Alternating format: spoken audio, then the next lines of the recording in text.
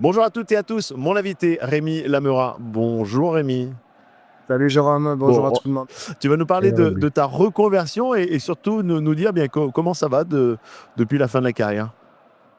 Écoute, ça va bien, je te remercie. J'ai pas eu le temps de m'ennuyer puisque j'ai été un petit peu double actif à la fin de ma carrière en ayant démarré le projet Domaine Grand Jour, notre propriété viticole, un an et demi avant d'avoir arrêté. Donc voilà, les journées sont bien rythmées, animées. Il y a beaucoup moins de temps de repos que quand j'étais sportif de haut niveau, forcément. Mais tout autant de stimulation et d'émotion, c'est surtout ça que je recherchais à travers un produit qui rassemble, un produit de convivialité, voilà. Et le domaine que l'on a racheté maintenant il y a 4 ans est toujours en cours de développement, puisque on est parti avec pas grand-chose et puis on essaye de faire revivre un petit peu cette propriété de la rive droite bordelaise.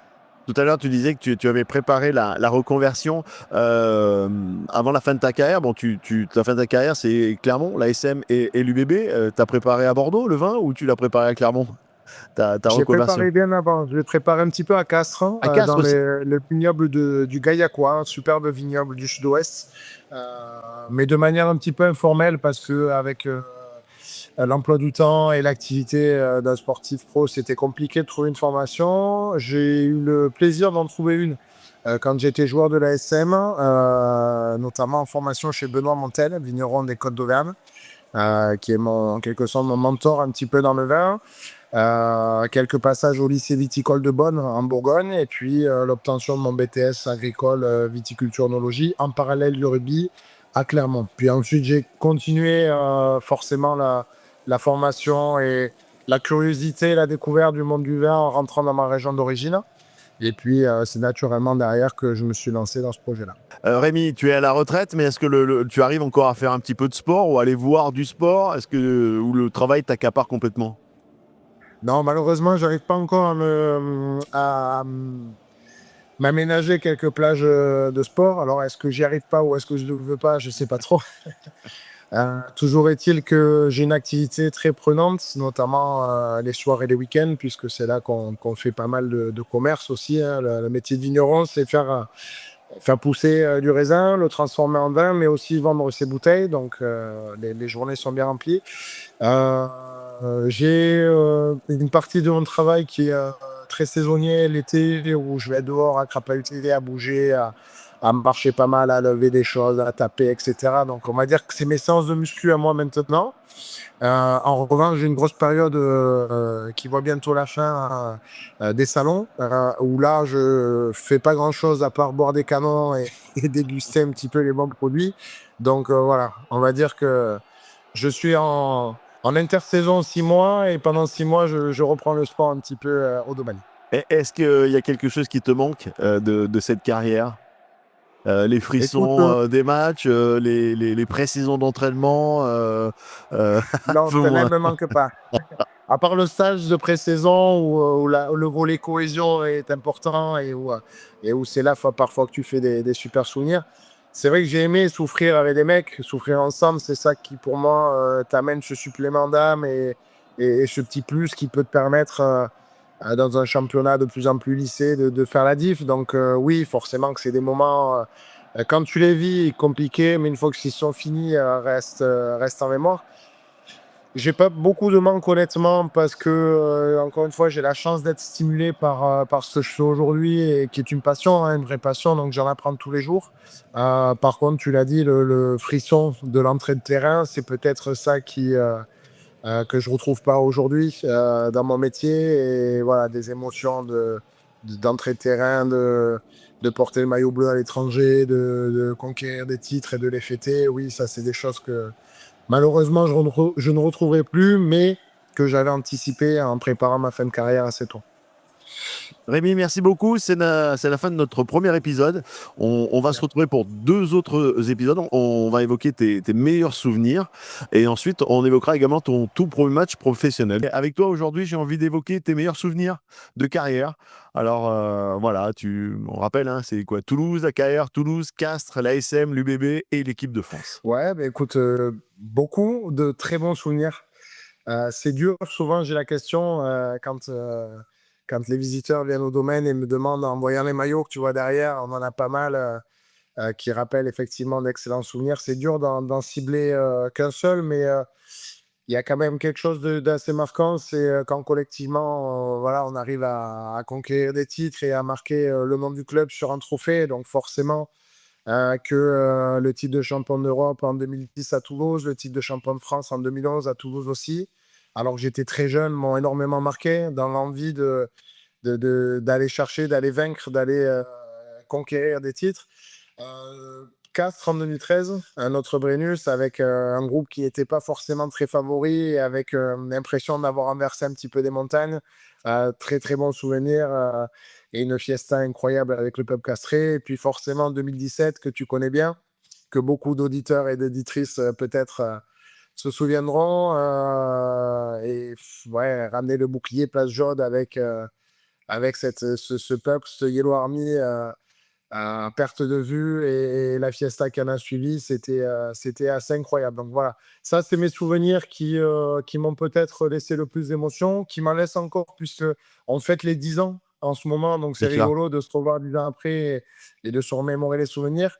Et, euh, et plus que l'équipe de France, c'est des choses que l'on connaît en club tout au long de l'année pendant 11 mois de compétition avec des hauts, des très bas des périodes d'embrassade, d'engueulade, etc.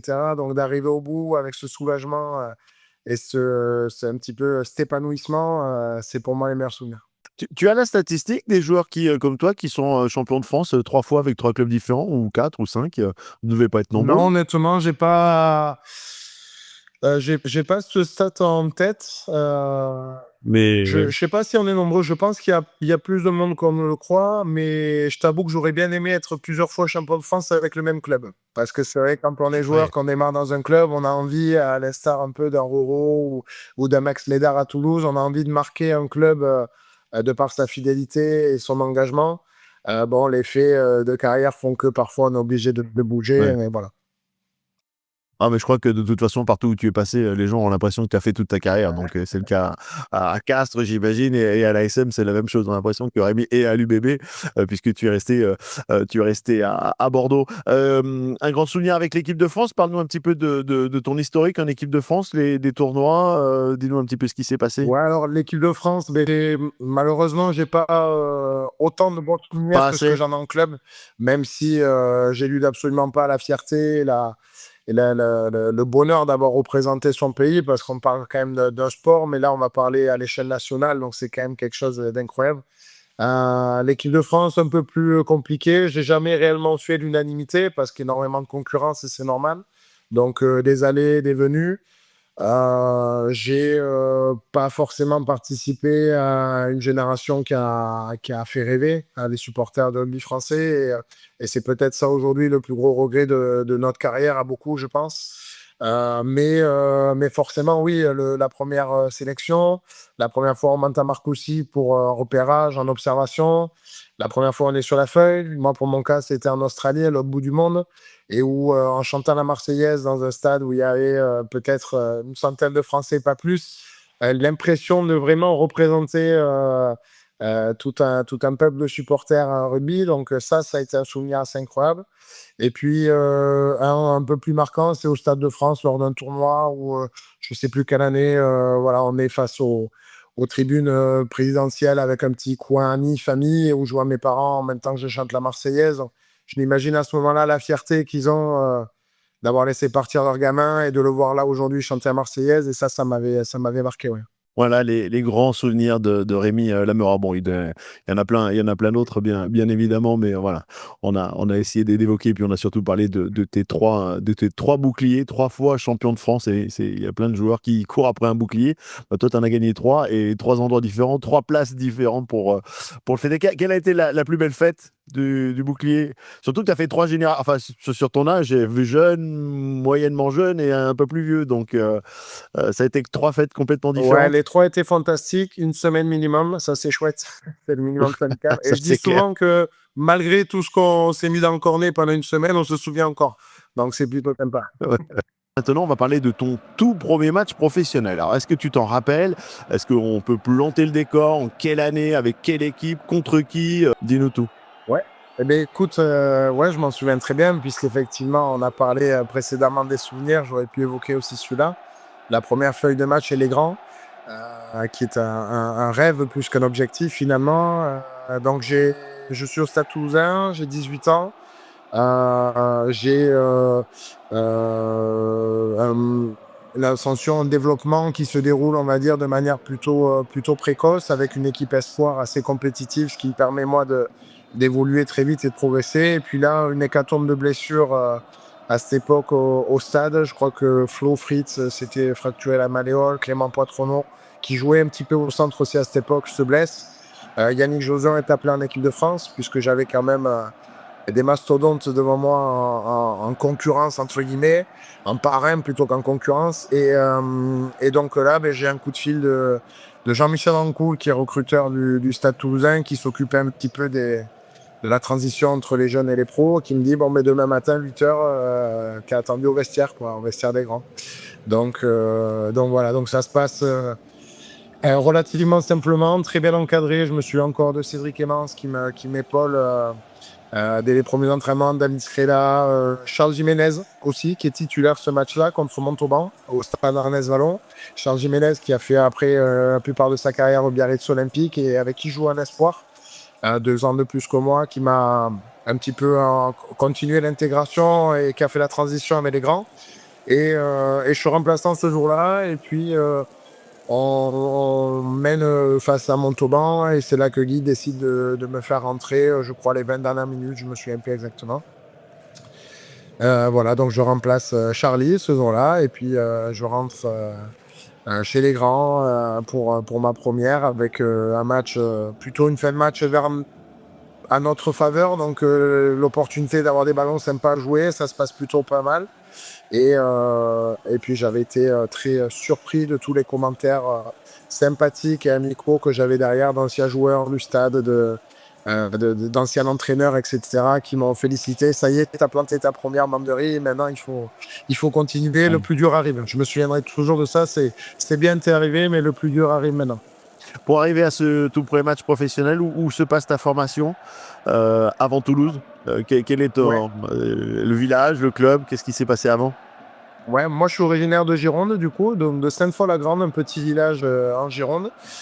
J'ai été formé à l'école de rugby du Stade Foyen, comme pas mal d'anciens internationaux aussi, Hugo Mola notamment, Julien Ledevedec, qui a été aussi international, passé par la Brive, Montpellier, La Touche notamment à Clermont-Ferrand aussi, et le Stade Toulousain jeune.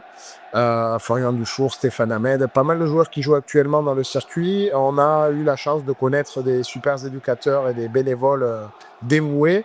Et j'ai été recruté à l'âge de 15 ans par Robert Labattu, qui était le recruteur historique de toute une génération du Stade Toulousain. Et je suis parti de chez mes parents à 15 ans, en famille d'accueil à l'internat. Les équipes de France jeunes, Marcoussis, puis le centre de formation et l'arrivée en espoir. Et puis, voilà, comme je te disais tout à l'heure, une ascension relativement naturelle, mais un petit peu précoce, voilà, du fait d'avoir eu la chance de connaître aussi des groupes compétitifs où on évoluait chacun, on progressait chacun à l'intérieur. Rémi, merci pour ce témoignage, merci pour ce souvenir de ton tout premier match professionnel. Merci à toi, Jérôme. Merci bien. Merci à toutes et à tous, merci de votre fidélité. Si vous êtes du côté de Bordeaux, on rappelle l'adresse, le lieu. Ouais, Domaine Grand Jour à Ivrac, sur la rive droite bordelaise. Voilà, Rémi vous attend pour aller déjà le saluer et surtout pour acheter du vin, car le vin, il est très très bon, à consommer avec modération bien sûr, mais on se fait plaisir. Merci Rémi. Merci, Jérôme, à bientôt. Et bien, si vous avez envie de partager, de continuer à partager l'ensemble des publications et des interviews, n'hésitez pas. Et n'hésitez pas également à vous abonner à la chaîne YouTube. À très vite. Bye bye.